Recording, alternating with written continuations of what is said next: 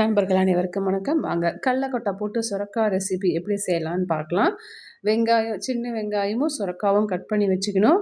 அதுக்கப்புறம் வந்து பார்த்திங்கன்னா கொஞ்சம் ஆயில் ஊற்றிட்டு எண்ணெய் காஞ்சோடனே கடுகு போட்டுக்கோங்க.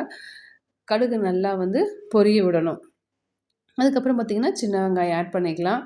சின்ன வெங்காயம் ரொம்ப நல்லா வணங்கணுன்ற அவசியம் இல்லை. ஓரளவு கொஞ்சம் வணங்கினோடனே பார்த்திங்கன்னா சுரக்காய் போட்டுக்கலாம். சுரக்காய் வந்து கொஞ்சம் ரொம்ப பெரிய பீஸாக இல்லாமல் கொஞ்சம் வந்து பார்த்திங்கன்னா குட்டி குட்டி பீஸாக கட் பண்ணிக்கலாம். கட் பண்ணி போட்டு ஒரு 5 நிமிஷம் வந்து பார்த்திங்கன்னா நல்லா வணக்கி விடணும். இந்த ரெசிபி பார்த்திங்கன்னா சூப்பராக இருக்குங்க. நல்லாயிருக்கும், ரொம்ப நல்லாயிருக்கும். அதுக்கப்புறம் வந்து கருவேப்பிலை போட்டுக்கோங்க. கருவேப்பிலை வந்து முன்னாடியே வெங்காயத்தில் கூட போட்டு நான் வந்து ஸ்கிப் பண்ணிட்டேன். இப்போ போட்டேன். அதுக்கப்புறம் வந்து பார்த்திங்கன்னா மஞ்சத்தூள் கொஞ்சம் ஆட் பண்ணிக்கோங்க. நல்லா இருக்குங்க. அருமையாக இருக்கும். இந்த அட்டகாசமாக இருக்கும். இந்த சுரக்காய் ரெசிபி எங்கள் அம்மா செய்வாங்க. சூப்பராக இருக்கும். அதுக்கப்புறம் வந்து பார்த்திங்கன்னா மஞ்சத்தூள் போட்டு நல்லா வணங்கின உடனே பார்த்திங்கன்னா சாம்பார் தூள் போட்டுக்கலாங்க. அவ்வளோதாங்க. இதுக்கு வேறு எதுவுமே கிடையாது. வெறும் சாம்பார் தூள் மட்டுமே இதுக்கு போதும். வேறு மிளகாத்தூள், கொத்தமல்லி தூள் தனியாக அதெல்லாம் எதுவுமே தேவையில்ல. இது பார்த்திங்கன்னா சூப்பராக இருக்கும்.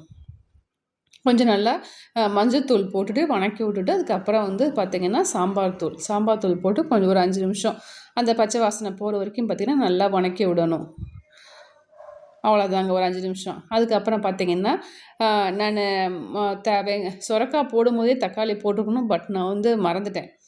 அதுக்கப்புறம் வந்து பார்த்திங்கன்னா இப்போ தான் நம்ம தக்காளி ஆட் பண்ணவே இல்லைன்னு சொல்லிட்டு இப்போ தான் நான் தக்காளி ஆட் பண்ணியிருக்கேன். அதனால் சாம்பார் தூள் போடுறதுக்கு முன்னாடியே வந்து தக்காளியை போட்டு ஒரு வணக்கி விடலாம். ஒன்றும் தப்பு இல்லை. இப்பயும் வணக்கிக்கலாம். ஒரு 5 நிமிஷம் நல்லா வணக்கி விட்டுட்டு பார்த்திங்கன்னா கொஞ்சமாக தண்ணி ஊற்றிக்கலாம். தண்ணி ஊற்றி விட்டு அவ்வளோதாங்க. வந்து பார்த்திங்கன்னா கொஞ்சம் நேரம் உப்பு போட்டு விட்டு நல்லா கொஞ்சம் நேரம் வந்து பார்த்திங்கன்னா மூடி வச்சிடணும். சுரக்காய் சீக்கிரமாக வெந்துடும். ஒன்றும் பெருசாக டைம் எடுக்காது. சீக்கிரமாக வந்து பார்த்திங்கன்னா இது வெந்துடும். அதுக்கப்புறம் வந்து பார்த்திங்கன்னா கடலக்கொட்டை வந்து பார்த்திங்கன்னா கொஞ்சம் வாங்கி கொஞ்சம் நாள் ஆச்சு. அதனால் பார்த்திங்கன்னா நமுத்துருச்சு. நான் கொஞ்சம் அடுப்பில் வச்சு வந்து பார்த்திங்கன்னா சூடு பண்ணிக்கிட்டேன். அந்த தோலெல்லாம் எடுத்துடணும். மேலே இருக்க தோலெல்லாம் எடுத்துட்டு தோலெல்லாம் இல்லாமல் பார்த்திங்கன்னா மிக்சியில் போட்டு பார்த்திங்கன்னா ஓட்டிக்கணும். நல்லா வந்து பார்த்திங்கன்னா நைஸாக ஒட்டிடக்கூடாது. கொரகொரப்பாக ஒட்டணும். ரொம்பவும் கொரகொரப்பாக இருக்கக்கூடாது. ரொம்பவும் பார்த்திங்கன்னா நைஸாக இருக்கக்கூடாது. கொஞ்சம் நல்லா கொரகொரப்பாக அடித்து இதில் வந்து கலந்துக்கணும். இப்போ வந்து இந்த சுரக்காய் பார்த்திங்கன்னா கொஞ்சம் இலகிதான் இருக்கணும். ரொம்ப கெட்டியாக வச்சிருக்கக்கூடாது. வச்சுருந்து பார்த்திங்கன்னா நம்ம இதையும் போடும்போது இன்னும் கெட்டியாகிடும். இது போடும்போது நல்லா கெட்டியாகிடும். அதனால் கொஞ்சம் வந்து நம்ம கொஞ்சம் தண்ணி ஊற்றி கொஞ்சம் இலகுன மாதிரியே சுரக்காயை வச்சுக்கணும். இதை போட்டுட்டு கொஞ்சம் ஒரு 10 நிமிஷம் அப்படியே சிம்மில் வச்சு எண்ணெய் தெளிய இறக்கணுங்க. அப்போ தான் இதோட டேஸ்ட்டு. எண்ணெய் தெளியணும். கொஞ்சம் எண்ணெய் சேர்த்தி விடணும். சூப்பராக இருக்கும். செஞ்சு பாருங்கள். நன்றி.